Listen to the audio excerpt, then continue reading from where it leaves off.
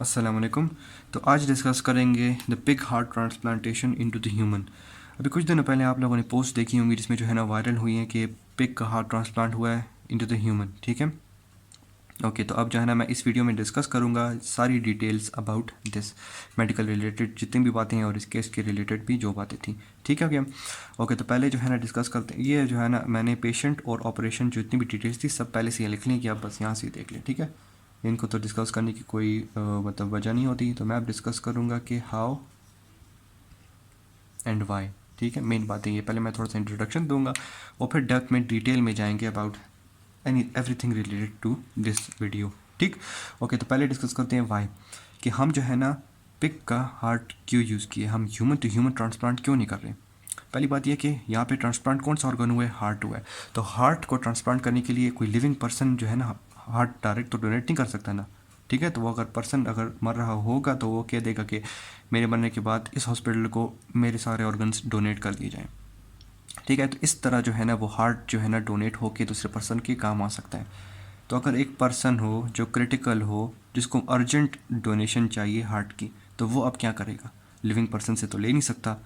और waiting list में तो और भी लोग होंगे जिससे जो कि उससे मोर डिज़र्विंग होंगे, तो कि बड़े टाइम से वो लोग वेट कर रहे हैं। तो वो पेशेंट अब क्या करेगा। ठीक है, तो उसके लिए जो है ना उसको उसकी वेट ख़त्म करने के लिए, ठीक है, ये पिग का हार्ट ट्रांसप्लांट किया गया। कि ऐसे नहीं कि बस पिग का हार्ट ले लिया और ह्यूमन में ट्रांसप्लांट कर दिया, ऐसे नहीं। उसमें जेनेटिक चेंजेस होती हैं, वो हाउ में मैं बताऊंगा। ठीक है, ओके। तो और इसकी वजह से जो है ना वो लाइन ख़त्म हो जाएगी कि उसको वेट करना नहीं पड़ रहा कि वो क्रिटिकल, ये भी पेशेंट जो था ना डेविड बेनेट, ये भी क्रिटिकल कंडीशन में था और रिस्की पेशेंट था। इसमें इसलिए फिर चांस ले लिया गया कि पिग का हार्ट उसमें ट्रांसप्लांट कर लिया। अभी तक फ़िलहाल स्टेबल है और ये सब कुछ बातें मैं बाद में डिटेल में डिस्कस करूँगा। ठीक है, ये स्टेबल होने से मतलब किस तरह होगा, क्यों होगा, कैसे होगा, सब कुछ डिटेल में बताऊँगा। ठीक है, अब इस पेशेंट को जो है ना इम्यूनोसप्रेसेंट में लगा के फिर जाके ऑर्गन ट्रांसप्लांट करते हैं। ठीक है, और ये ऑब्वियसली पिग से हार्ट ट्रांसप्लांट कर रही है, मतलब कि नॉन ह्यूमन ट्रांसप्लांटेशन है, तो उसको जीनो ट्रांसप्लांटेशन कहते हैं। ठीक है, ये सब कुछ बातें मैं डिटेल में डिस्कस करूँगा, कोई भी क्वेश्चन नहीं रहेगा आपके दिमाग में। ठीक, तो हाउ में मैंने बता दिया कि इम्यूनोसप्रेसेंट में लगा रहे हैं और जीनो ट्रांसप्लांटेशन हो रही है। और हाउ में एक और लास्ट बात ये रह गई कि मैंने कहा था कि हार्ट उठा के पिग से ह्यूमन में नहीं डाल रहे, जेनेटिकली मॉडिफाई कर रहे हैं। अब जेनेटिकली मॉडिफाइड ऑर्गन्स या ऑर्गेनिजम्स क्या होते हैं, जिसमें मतलब हम जीन्स मॉडिफाई कर लें। जीन्स क्या मतलब डीएनए है सब कुछ। ठीक है, अब फ़र्ज़ करें ये जीन था उसका, ठीक है, सब कुछ ब्लैक है, मैंने जो है ना ये हटा के इस वाले पार्ट पे रेड कर दिया। अब है तो वही जीन, लेकिन इसमें करेक्टर्स अब कौन से हो गए, डिज़ायर्ड मेरे हो गए, जो मैं चाहता हूँ। ठीक है, तो ये रेड पार्ट क्या है, मेरा डिज़ायर्ड जीन था जो मैंने इसमें डाल दिया है। तो इसकी जगह वो ब्लैक था ना, इधर ब्लैक था, मैंने ब्लैक जो हटा दिया था वो मुझे नहीं चाहिए थे। तो इसी तरह ही इस पिग के हार्ट में 10 जीन्स थे। ठीक है, उसमें से 4 क्या कर दिए गए, इनएक्टिवेट कर दिए गए, और 6 जो है ना इंट्रोड्यूस किए गए ताकि एक्सेप्टेंस इंक्रीज़ हो कि ऑर्गन जब ट्रांसप्लांट हो रहा है। एक्सेप्टेंस का क्या मतलब कि हमारा बॉडी जो है ना, हमारी बॉडी जो है ना उसके अगेंस्ट एंटीबॉडीज़ ना बनाए, फंक्शनल रहे for a longer duration of time और सर्वाइवल इंक्रीज़ हो जाए। ठीक है, रिजेक्शन क्या होगी, अगर ये ना करे तो डायरेक्ट रिजेक्शन होती है। रिजेक्शन में क्या होगा, हमारी बॉडी एंटीबॉडीज़ बनाएगी अगेंस्ट दिस। ये हार्ट है, अगर इसके जीन के अगेंस्ट एंटीबॉडीज़ बनाएगी, ख़त्म हो गया हार्ट, डायरेक्ट रिजेक्शन, बंदा भी मर जाएगा। क्योंकि हार्ट ऑब्वियसली है नहीं, पिग का हार्ट था, तो अपना तो हटा दिया, उसकी जगह पिग का रख दिया, उसमें एंटीबॉडीज़ बन के उस पर अटैक हो गया, उसके पास तो रहने के लिए कुछ नहीं रह गया। ठीक है, तो ये सब कुछ ख़त्म करने के लिए हम जेनेटिकली मॉडिफाइड ऑर्गेनिजम्स डालते हैं। ठीक है, इसमें रिसर्च बहुत, ये नहीं है कि अभी अभी बस डायरेक्ट ही मॉडिफाई करके डाल दिया। ये रिसर्चेज जो है ना बहुत सालों से की जा रही हैं, अब जाके जो है ना टेस्ट किया गया। ठीक, तो अब जो है ना हम, ये मैंने इंट्रोडक्शन दे दिया, अब डिटेल में जाते हैं अबाउट दिस वीडियो। ओके, तो वीडियो की डिटेल में जाते हैं कि पहला क्वेश्चन क्या है कि why do we need transplantation at all, हमें ट्रांसप्लांटेशन की ज़रूरत क्यों है। ज़रूरत तब पड़ती है कि हमारा ऑर्गन जब फेलियर की तरफ जा रहा हो, या हमारा ऑर्गन डिजीज्ड हो या फिर मिसिंग हो। ठीक है, ये किसी ऑर्गन के बारे में हो सकता है, हार्ट के बारे में नहीं। ठीक है, कोई भी ऑर्गन वो मिसिंग हो, डिजीज़्ड हो या फिर सही काम ना कर रहा हो, तो उसमें जो है ना ट्रांसप्लांटेशन बहुत ज़रूरी है, क्योंकि वो जो है ना ऑब्वियसली जब काम ही ठीक नहीं कर रहा तो उसको रिप्लेस करके एक नया ही डालना पड़ेगा। तो इस तरह तो बात नहीं है कि ये दुकान से ले लिया, ठीक है, इससे तो मतलब ईजिली एक्सेसिबल नहीं होते ऑर्गन्स, ठीक है। ऑर्गन्स कहाँ से मतलब कि एक्सेसिबल होते हैं, जब अदर ह्यूमंस डोनेट करेंगे, ठीक है। तो जब डोनेट करेंगे तब जाके वो ट्रांसप्लांटेशन होगी ना। अब हार्ट है, कोई लिविंग ऑर्गेनिज्म तो ऑब्वियसली डोनेट कर नहीं सकता। किडनी तो नहीं है कि लिविंग ऑर्गेनिज्म ने दे दी, एक अपनी दे दी तो एक में लिविंग, एक में सर्वाइव कर सकता है, ठीक है। एक ही हार्ट है तो एक हार्ट तो डोनेट नहीं कर सकते। तो अब हम नॉन ह्यूमन सोर्सेज के लिए इसलिए जा रहे हैं, ठीक है। नॉन ह्यूमन सोर्सेज हम क्यों गए हैं, मैंने बता दिया कि ऑर्गन की शॉर्टेज है, ठीक है। स्पेशली यहाँ पे क्या शॉर्टेज थी, हार्ट की थी। तो हार्ट की मतलब कि ऑब्वियसली ये अगर 10 लोग हैं, ठीक है, तो वेटिंग लिस्ट में बैठेंगे ना। एक हार्ट आया या फ़र्ज़ करें 3 हार्ट आ गए, तो ऑब्वियसली नंबर वाइज जाएंगे ना। ये तो नहीं कि इस वाले को पहले मिल जाएगा, क्यों मिलेगा, सब ऑब्वियसली अपनी एलिजिबिलिटी क्राइटेरिया की वजह से वेटिंग लिस्ट में है, ठीक है।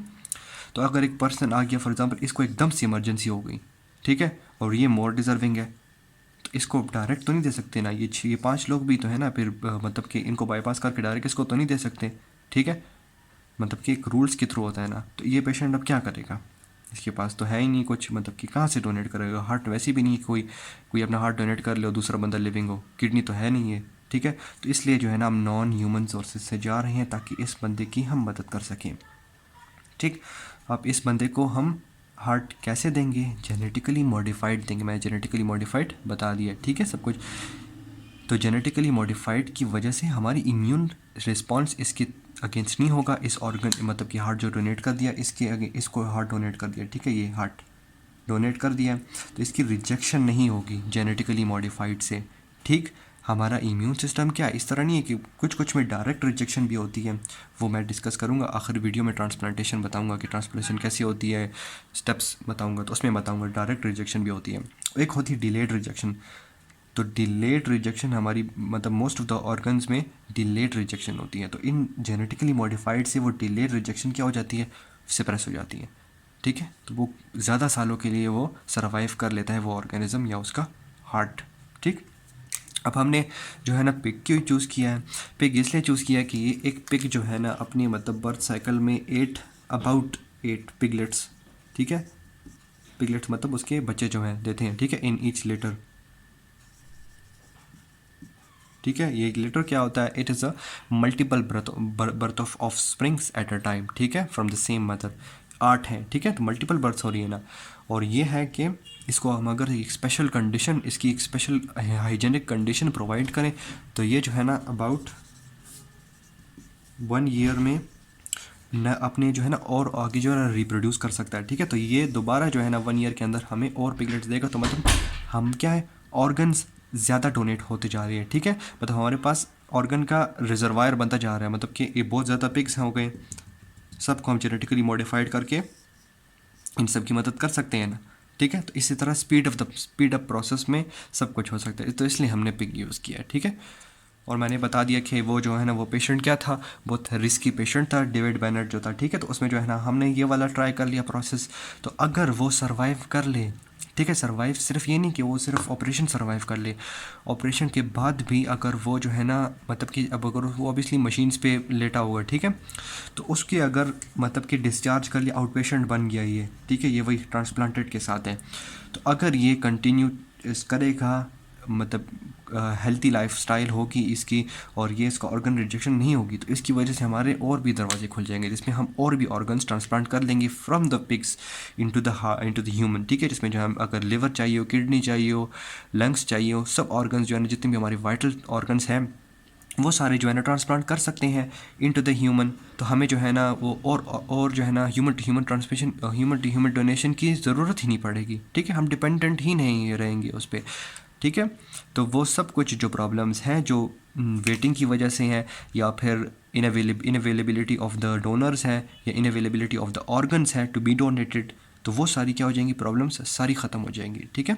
और इसकी वजह से और मतलब कि जेनेटिकली मॉडिफाइड है ना, तो इसकी वजह से और भी ऑर्गन्स हम डोनेट कर सकते हैं। तो बिल्कुल ही वास्ट मेजॉरिटी में हम सारे पेशेंट्स को ट्रीट कर सकते हैं और लाइफ एक्सपेक्टेंसी भी इंक्रीज़ हो सकती है। ठीक है, कोई मरता है तो इन ऑर्गन्स की वजह से ही मरता है ना, तो हम जो है ना रिप्लेस कर ले तो लाइफ एक्सपेक्टेंसी भी इंक्रीज़ हो सकती है। ठीक है, तो दिस इज़ अ सोल्यूशन और a new hope for the shortage of donors या शॉर्टेज ऑफ ऑर्गन्स। ठीक है, और ये पिग्स यूज़ किया है तो इसमें ट्रांसप्लांटेशन क्या होगी, जीनो ट्रांसप्लांटेशन। ठीक है, non human transplantation is called as a xeno transplant. ठीक है, ये मैं ट्रांसप्लांटेशन डिस्कस करूँगा आखिर में, तो उसमें मैं डिटेल बता दूंगा। ठीक, तो हमने क्यों और क्या वाली तो बहुत बातें कर ली। अब जो है ना डिस्कस करते हैं उनके एनाटॉमी में क्या है, सिमिलरिटीज़ डिफरेंसेस जो भी होंगी। ठीक है, वो बातें करते हैं उस पर। पहले जो है ना वेट पे बात करेंगे। वेट क्या है, ह्यूमन हार्ट का है 266 ग्राम्स और पिग के हार्ट का है 302 ग्राम्स। ठीक है, उसके अगर स्ट्रक्चर के बारे में आए तो उसके अगर लेफ़्ट एट्रियम की बात करें, लेफ़्ट एट्रियम।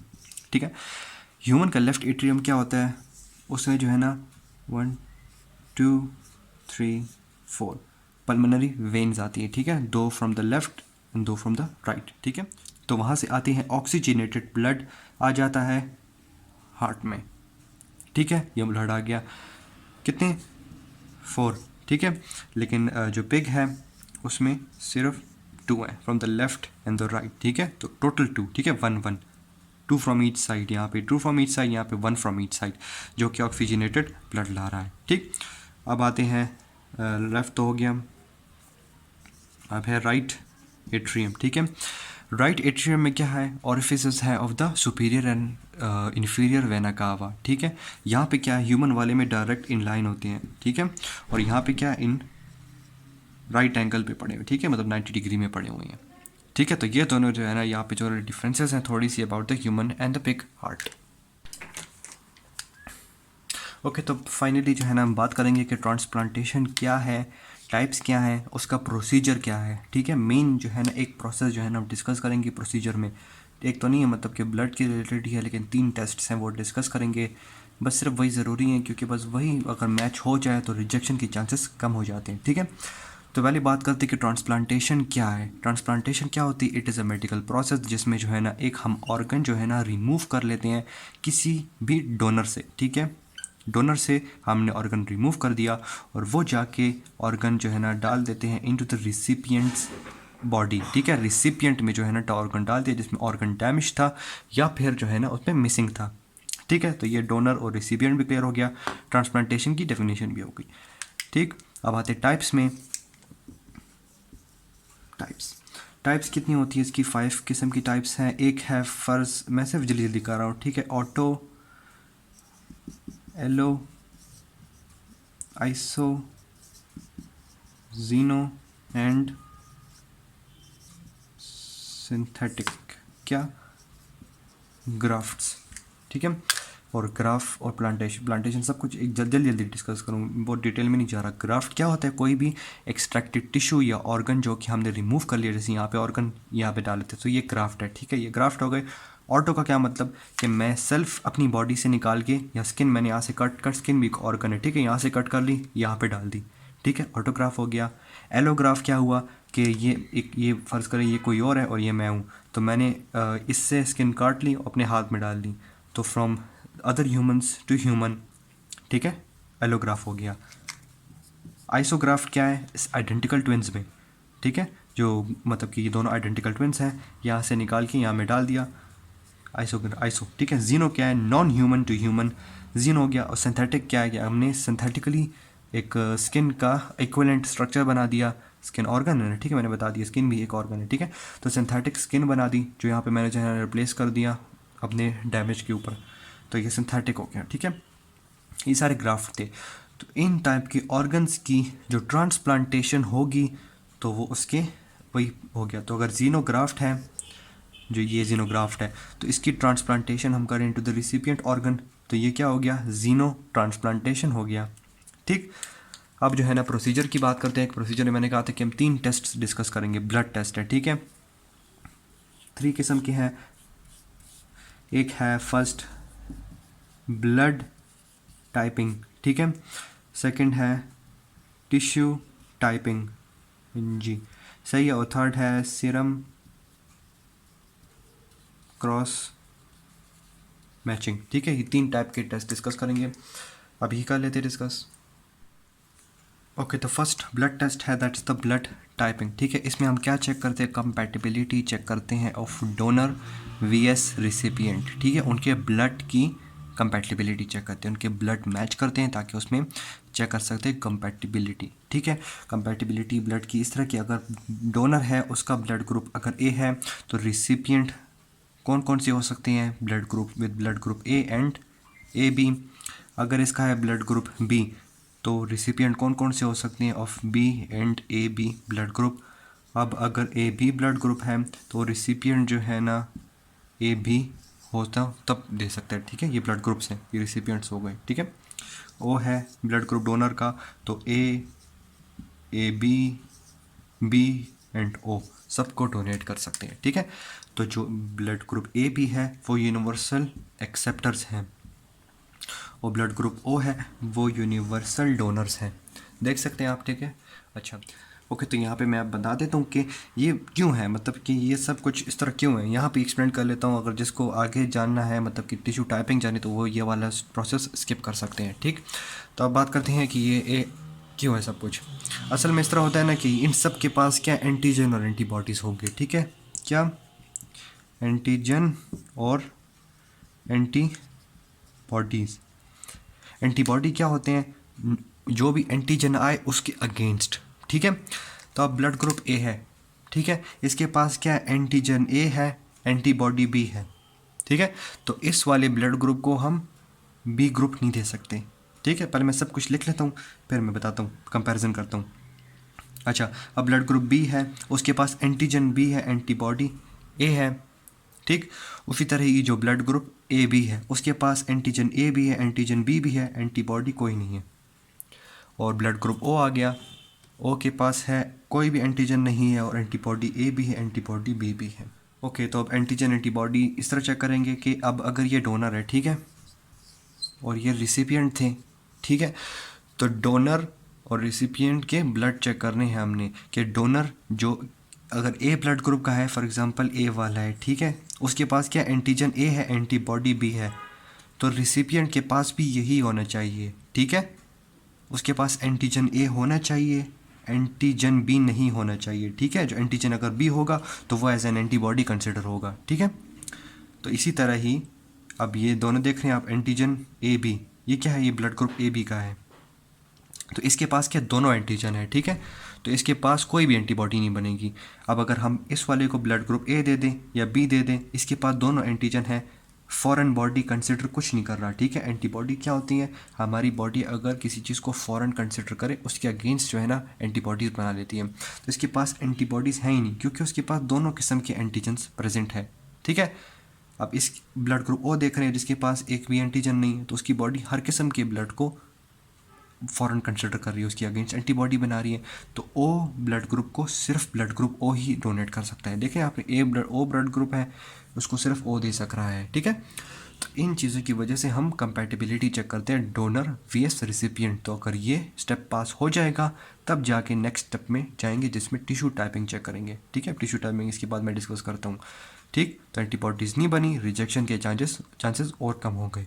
ओके, तो tissue typing and serum cross matching. Tissue typing क्या है, इसमें जो है ना हम क्या करते हैं, HLAs चेक करते हैं। HLAs क्या है, ह्यूमन ल्यूकोसाइट एंटीजन, ठीक है। हर एक सेल पे HLAs होते हैं।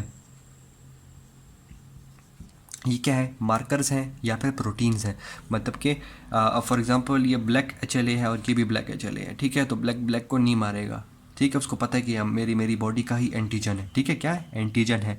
तो HLAs हमारी बॉडी HLA एंटीबॉडी नहीं बनाएगी इसके अगेंस्ट, ठीक है, नहीं बनाएगी। तो ये क्या हुआ, हेल्दी रहा ना, ठीक है। तो इसीलिए जो है ना हम टिश्यू टाइपिंग करते हैं, हम क्या चेक करते हैं, HLAs चेक करते हैं कि अगर कोई हमने अगर ये डोनर ये दे दिया, ठीक है, इसके पास क्या है, डोनर ऑब्वियसली ऑर्गन ही डिफरेंट है, तो ये ब्लैक लाइनिंग नहीं हुई, ठीक है, ब्लू लाइनिंग हो गई। इसके पास क्या है, HLA डिफरेंट है, ठीक है। ह्यूमन ल्यूकोसाइट एंटीजन अलग है। तो हमारी ल्यूकोसाइट्स क्या हैं, WBCs, ठीक है। वो क्या करेंगे, इसको एज एन एंटीबॉडी, मतलब इसको as an foreign antigen consider करेंगे। तो इसके अगेंस्ट क्या कर देंगे, एंटीबॉडीज़ बना देंगे। तो ये क्या हो गया, होस्ट मतलब कि वो डोनेशन जो की थी ऑर्गन, उसके रिजेक्शन की तरफ जाएगा, ठीक है। हमारी बॉडी क्या है, HLA सेंसिटाइज हो गई है। सेंसिटाइज मतलब कि वो एंटीबॉडीज अब बनाएगी इस टिश्यू के अगेंस्ट। तो बनाई HLA की वजह से बना दी, एंटीबॉडीज बना दी, रिजेक्शन हो गई, ठीक है। तो इसलिए पहले हम टिश्यू टाइपिंग भी चेक करते हैं, ब्लड टेस्ट के बाद टिश्यू टाइपिंग। अब जब टिश्यू टाइपिंग जो है ना मतलब वो हो गई, क्या कहते हैं, सक्सेसफुल हो गई, तो इसके बाद जो है ना ऑपरेशन से थोड़ी देर पहले हम क्या करते हैं, सीरम क्रॉस मैचिंग करते हैं, जिसमें हम क्या कहते हैं, सेल्स ले लेते हैं फ्रॉम द डोनर और उसको जो है ना सीरम में डाल देते हैं ऑफ द रिसिपिएंट, ठीक है। क्रॉस मैचिंग इसमें भी चेक करें। क्रॉस मैचिंग क्या मतलब, दोनों को क्रॉस करना, मिक्स करना, ठीक है। तो इसमें अगर एंटीबॉडी बना देगा सीरम में, वाइट ब्लड सेल्स होंगे ना, वो अगर एंटीबॉडी बना देंगे टूवर्ड्स द डोनर सेल, ठीक है, उसमें जो सेल्स होंगे उसके खिलाफ एंटीबॉडीज़ बना दी, तो सेल्स क्या हो जाएंगे, डिस्ट्रॉय हो गए और high risk of donor rejection, high risk of donated organ rejection, ठीक है। तो इसमें जो है ना इमीडिएट वाले, मैंने स्टार्ट की वीडियो में बात की थी कि इमीडिएट रिजेक्शन होगा, ठीक है। ये सारी बातें क्या है, एंटीबॉडीज़ बनना और ये सारी बातें जो है ना, ये डिलेड रिजेक्शन है, ठीक है। इसको हम इम्यूनोसप्रेसेंट से डिक्रीज भी कर सकते हैं, लेकिन ये बातें क्या है, क्रॉस सेक्शन वाली, क्रॉस मैचिंग वाली, ये इमीडिएट रिजेक्शन में आती है, ठीक है।